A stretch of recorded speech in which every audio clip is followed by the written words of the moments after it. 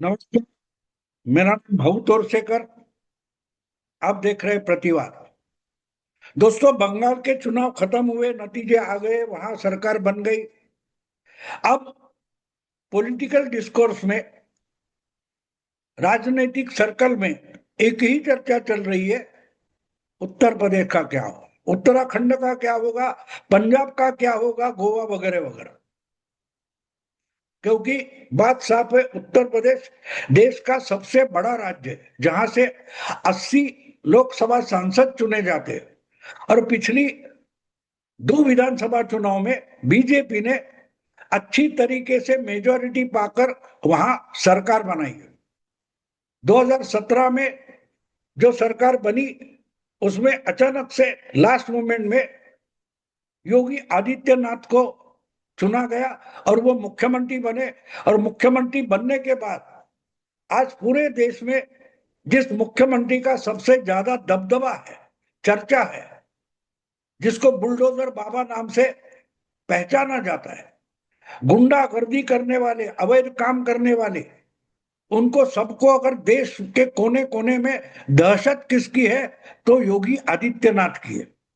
और इसलिए उत्तर प्रदेश विधानसभा की तीसरी बार चुनाव आ रहे हैं, तो चर्चा तो योगी बाबा की होगी कि योगी योगी बाबा उत्तर प्रदेश में तीसरी बार चमत्कार करके दिखाएंगे। ये चर्चा जब चलती है तो लोग एक बात भूल जाते हैं कि पिछली बार योगी बाबा ने अपने नाम पर चुनाव जीतकर दिखाया था। ये बिल्कुल सच्चाई है। 5 साल पहले जब दोबारा विधानसभा के चुनाव हो गए और बीजेपी को लड़ना पड़ा था, तो उस वक्त योगी बाबा का नाम सामने था।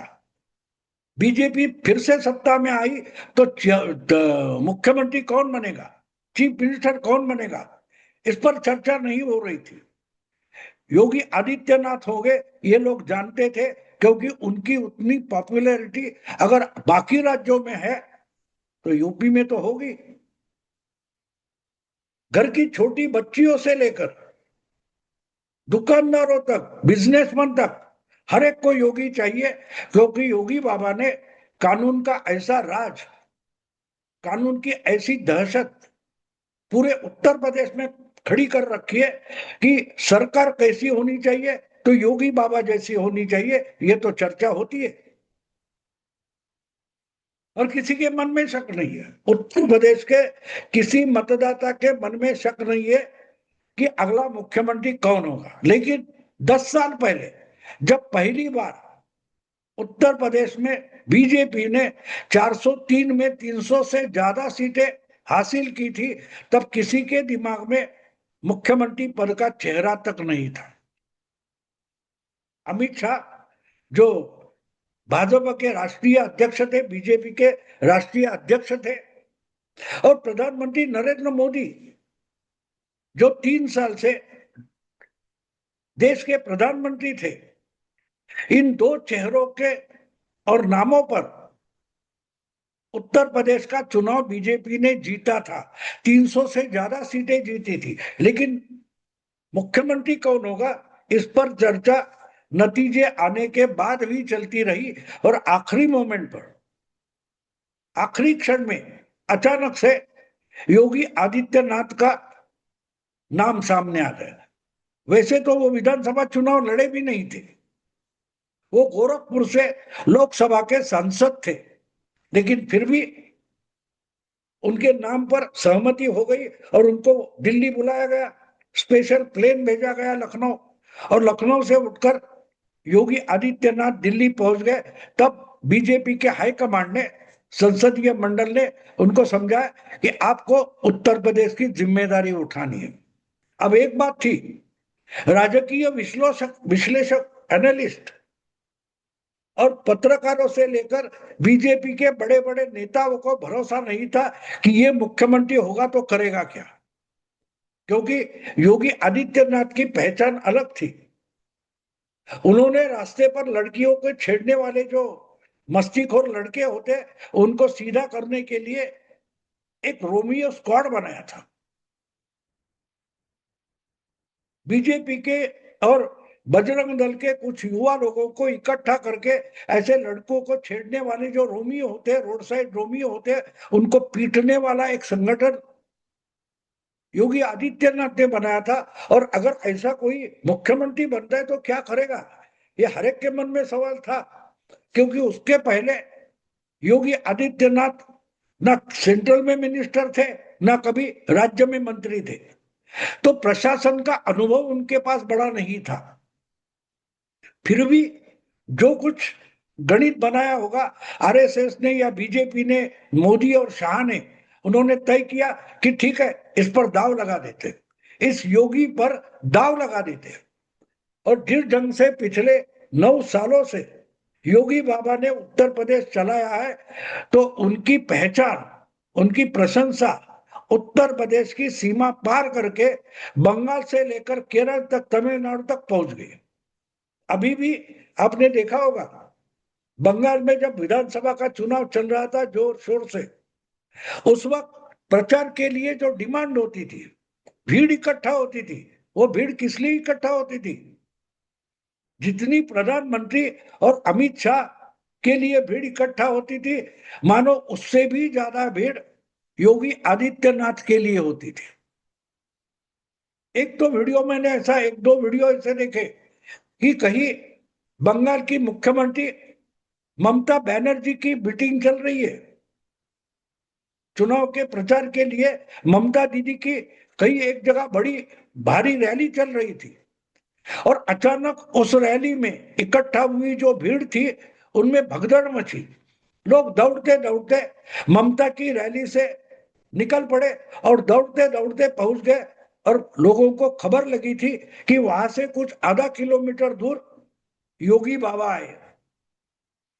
आधा किलोमीटर दूर कहीं योगी आदित्यनाथ की एक रैली है, तो ममता दीदी की रैली छोड़कर कम से कम 4-5 हजार लोग रैली छोड़कर भागते भागते योगी का दर्शन लेने वहां पहुंच गए। तो ये योगी बाबा की पहचान है। और ऐसा योगी बाबा जो मुख्यमंत्री है और जिसने यूपी का नाम अलग तरीके से रोशन किया है, जो बीमारू राज्य था उसको डेवलपमेंट के रास्ते पर लाकर खड़ा कर दिया। आज देश में सबसे ज्यादा एक्सप्रेस वे इंफ्रास्ट्रक्चर डेवलपमेंट सबसे ज्यादा कहां है पूछा गया, तो नाम सामने आता है उत्तर प्रदेश, और नाम सामने आता है योगी आदित्यनाथ। तो ये सवाल नहीं है कि योगी आदित्यनाथ फिर से मुख्यमंत्री बनेंगे, उसमें कोई चर्चा नहीं। हाँ, एक बात है, बीजेपी को इसके लिए बहुमत पाना जरूरी है। जब तक वोटर अपना बहुमत बहाल नहीं करता, तब तक कोई चीफ मिनिस्टर नहीं हो सकता, कितना भी पॉपुलर हो।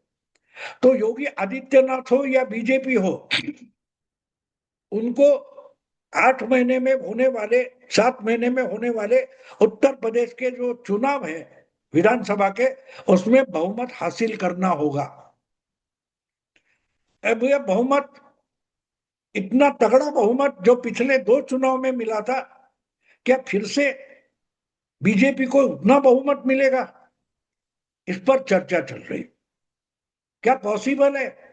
बंगाल में जो कुछ हुआ, क्या उसका प्रभाव उत्तर प्रदेश, उत्तराखंड, पंजाब में होगा? इस पर चर्चा चल रही है। तो इसलिए जो मैंने अभी आज जो सब्जेक्ट का हेडिंग दिया है, निगारों को होशियार, निगारों को होशियार बोलते ना, जो रात को पहरा देने वाले प्रहरी होते, जो रात को पहरा देते हैं, वो एक दूसरे को आवाज देते जागते रहो, तो उसका ही दूसरा तरीका होता है निगारों को होशियार, सावध रहो। तो दोस्तों, किस लिए सावध रहो?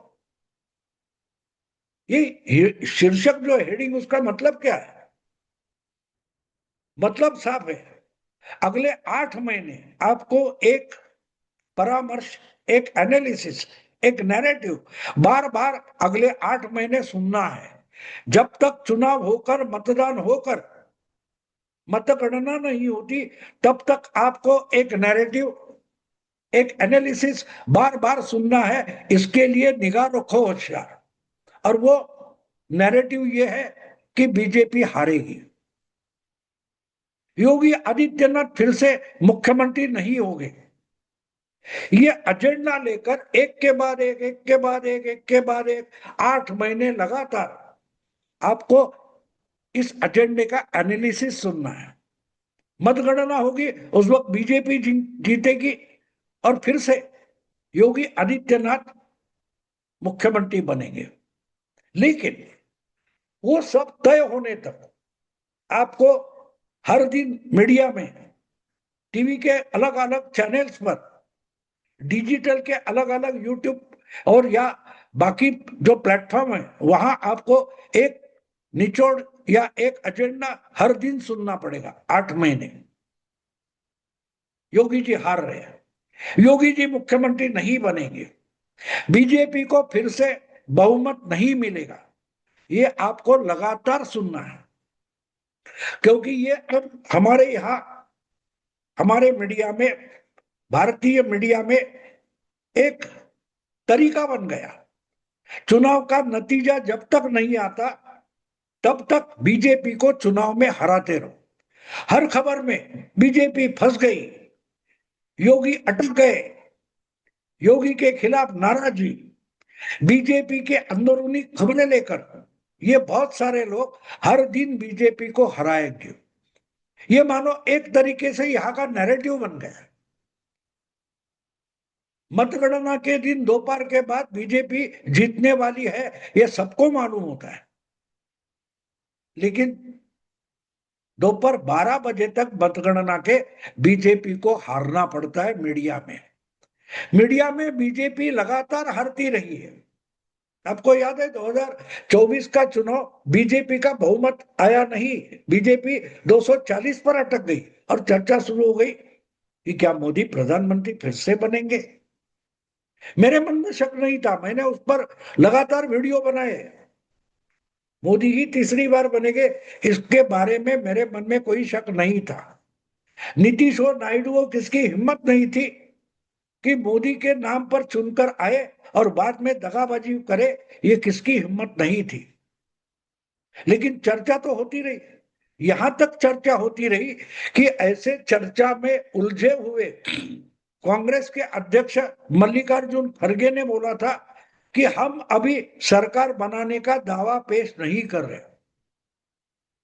अरे बहुमत के लिए अगर 272 चाहिए और आपके पास पूरे 100 भी एमपी नहीं थे कांग्रेस के, और जो आईएनडीआई इंडी अलायंस बनाई थी उसके पास भी 240 से भी कम, अकेले बीजेपी के 240 एमपी थे और पूरे आईएनडीआई गठबंधन के 230 वगैरह एमपी है, फिर भी ये बोलते कि हम अभी दावा नहीं पेश करेंगे।